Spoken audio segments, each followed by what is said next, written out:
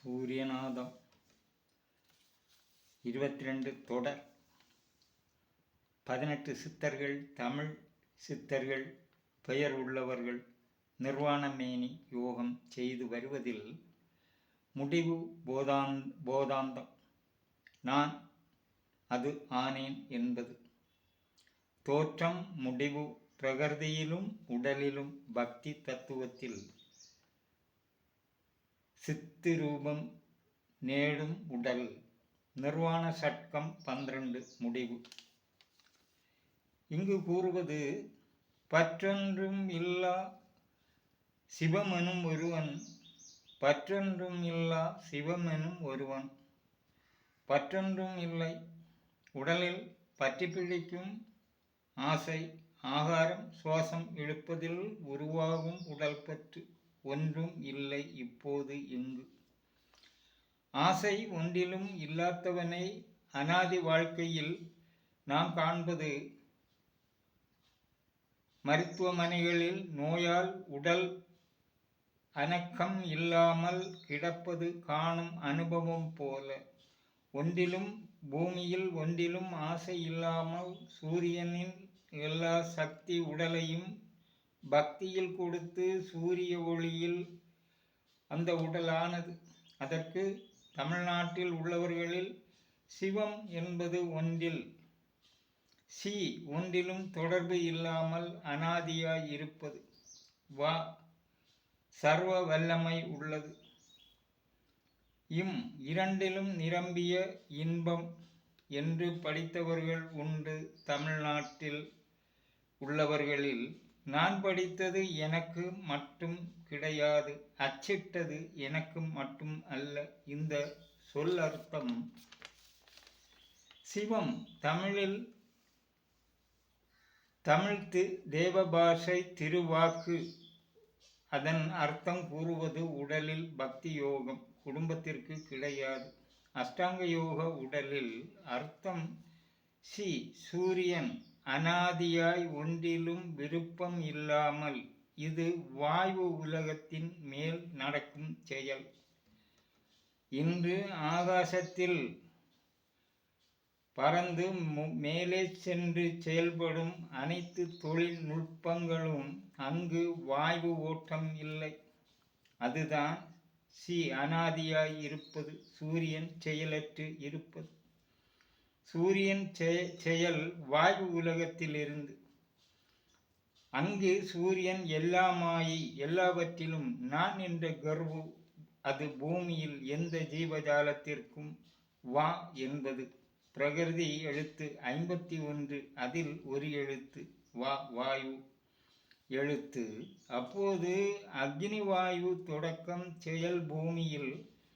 வாயு அக்னி என்பது பர என்பது திருத்தமிழாக்குவதில் தமிழ் எழுத்து. அந்த எழுத்து வடிவம், அந்த எழுத்து வடிவத்தை நீ நிலத்தில் வைத்து ஆகாசம் வரை வீதியும் உயரமும் போவது போல் சிந்தித்து பார்.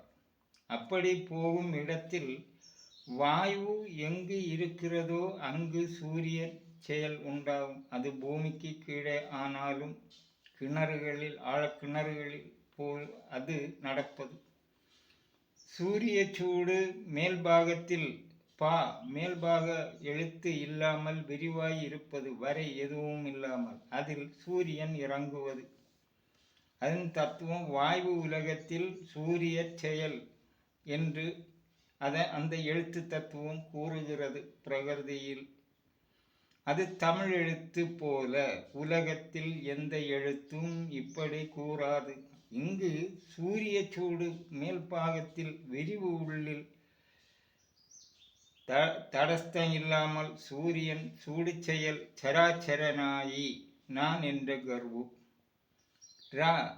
சூரிய சூடு பூமியில் மேல் வரை. அந்த எழுத்து மேல் வரையில் மேல். அதற்கு கீழே பூமியில் பதிவது பகுதி எழுத்து பாதி திறந்திருக்கும்.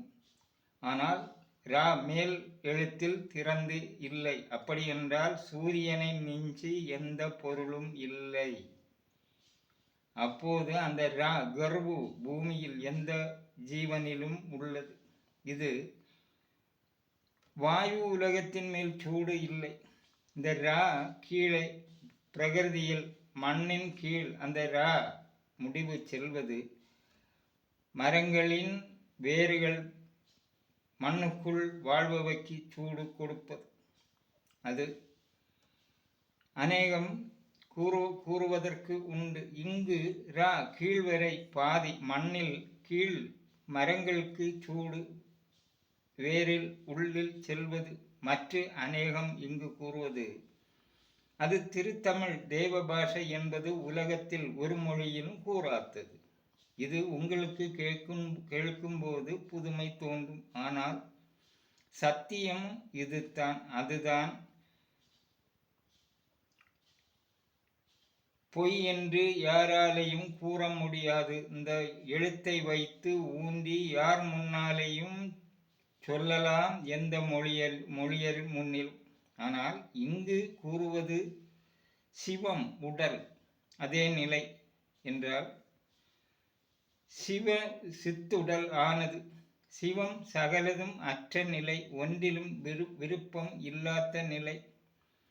இது உடல் நிர்வாண சட்கம். உடலை மொத்தம் துறந்து உடலுக்குள்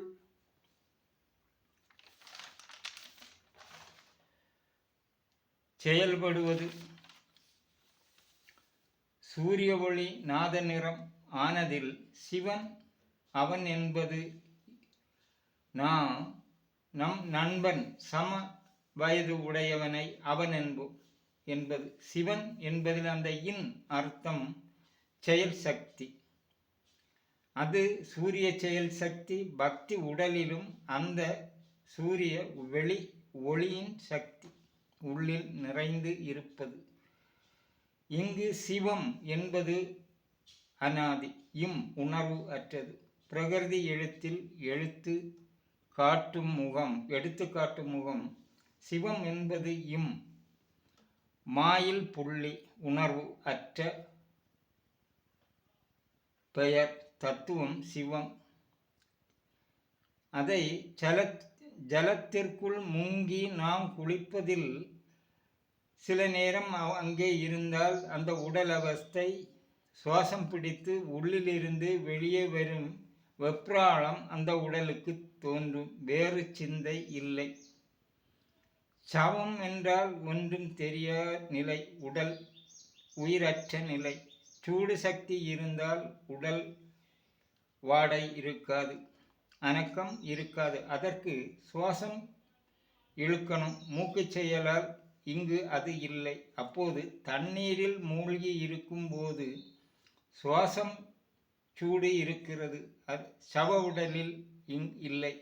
இங்கு சூடு உடலில். இவை இரண்டிலும் வரும் நிகழ்ச்சி நீருக்குள் குளிப்பதில் நடப்பது. பக்தி குளிப்பில் பிராணயாமத்தில் முக்தி பிறப்பது. உடல் செயலால் அதீத உடல் ஒன்றிலும் ஆசை இல்லை. அப்போது சிவம் என்பது சிவ தத்துவம் என்பது சிவன் தத்துவம் விட்டு சிவம் ஆவது முடிவு பொருள். சிவம் என்பது சிவவாக்கியர் 10 வார்த்தையில் அதன் பொருள் 1000 நாமம் அர்த்தங்கள் உருவாக்குதல் தத்துவம் உள்ளது.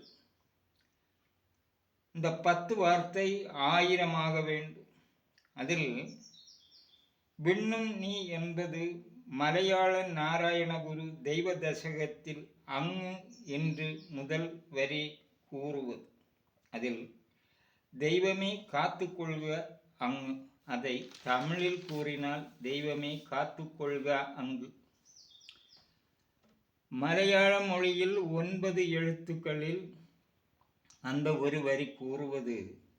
தமிழில் எந்த ஒரு பண்டிதன் ஓலைச்சுவடிகள் தத்துவத்தில் படித்து வந்து அப்பெயர்கள் எடுத்து முனி ஆனால் இந்த 10 குறிப்புகள் எழுத வேண்டும். அது ஒவ்வொரு மனிதருக்கு ஒவ்வொரு திறன் வழிகளில் எழுதியிருப்பது. அது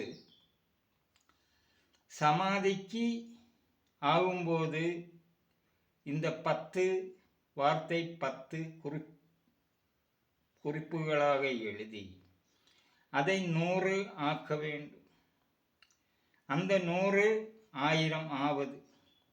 அது யாராக இருந்தாலும் அவ்வழி வருபவர்கள் அந்த எழுத்தின் உள்பொருளில் இருக்கும்.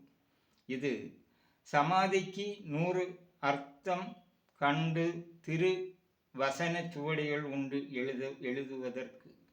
அந்த வசனத்தை 4 வரிகள் ஆக்கி 100 எழுதி சமாதி கழிந்தால் அதுவரை உள்ள குறிப்புகள் தேவை இல்லாதது மொத்தம் இவர்கள் எரித்து விடுவார்கள். அதன் தொடக்கம் இங்கு நாம் கூறுவது கன்னியாகுமரி மாவட்டத்தில் ஐயா வைகுண்டர் நிகழ்வு. அவர் குறிப்பு மேல் குறிப்புகள் இருந்தது. அவர் முட்டைப்பதி என்ற தத்துவம் கண்ட காலத்தில் மற்ற குறிப்புகளை எரித்து விட்டார். அதில் கடைசி 2 குறிப்புகள் உள்ளது. இப்படி வருவதில் மலையாள நாராயணகுரு அவர் தொடக்கம் முதல் எழுதியது உண்டு. அது ஆசானாய் எழுதியது அவர் குறிப்புகளில் உண்டு. அப்படி கூறியிருப்பது தமிழில் அநேகம் பார்த்தால் அங்கு கிடைக்காது. காரணம், அவர்கள் நிலை கூடுதல் கண்டது. எப்படி வள்ளலார் காணலாம். அவர்கள் கீழ் குறிப்புகள் கிடையாது, மேல் குறிப்புகள் உள்ளது. அப்படி வருவதில் சிவம் நிர்வாண சட்கம் முடிவு 12ஆம் குறிப்பு. பற்றொன்றும் இல்லா சிவமெனும் ஒருவன், பற்றொன்றும் இல்லா சிவமெனும் ஒருவன். திருமூலர் திருமந்திரம் படித்தாலும் இத்தத்துவம் அங்கே வரும். அங்கே சிவம் ஒன்றும் இல்லை என்பது சிவமெனும் ஒருவன் என்பது சிவமெனும் ஒருவன். சிவம் ஆயவன் அவன் ஒருவன்.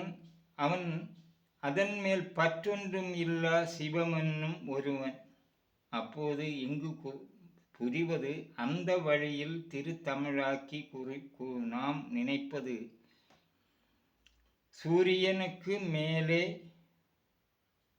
சிவப்பு நிறமாய் சிவம் அனாதியாய் இருப்பது. அதை சிவம் மலையாளத்தில் தெய்வமே காத்து கொள்க அங்கு. அது தமிழில் எல்லாவர்களும் எழுதியது. அதன் நிலை கழிந்தால் அது தேவையில்லை. இப்படி வரும்போது 9 வார்த்தையை 7 கோலங்கள் சூரியன் சந்திரன் செயல். அவர்கள் அக்ஷரத்தில் கூடி பொருள் காண்பது, எண்ணங்கள் எண்ணி எண்ணி கூறுவது. அப்போது சந்திரன் செயல், கோலங்கள் செயல், வாயு உலகம். அதற்கு மேல் உள்ளவ அனாதி சிவம். பூமி லோகத்தில் சிவன், இங்கு சரீர திரயம் முடிவு. உங்களில் தோன்றும் செயல் எதுவாகும்? இப்படி கூறியது திருத்தமிழில். சப்ஸ்கிரைப் செய்யுங்கள். அடுத்ததில் உங்கள் உடலின் செயல் எதனால் திருத்தமிழில் கூறுவது உலகர்க்கும் அதுவே.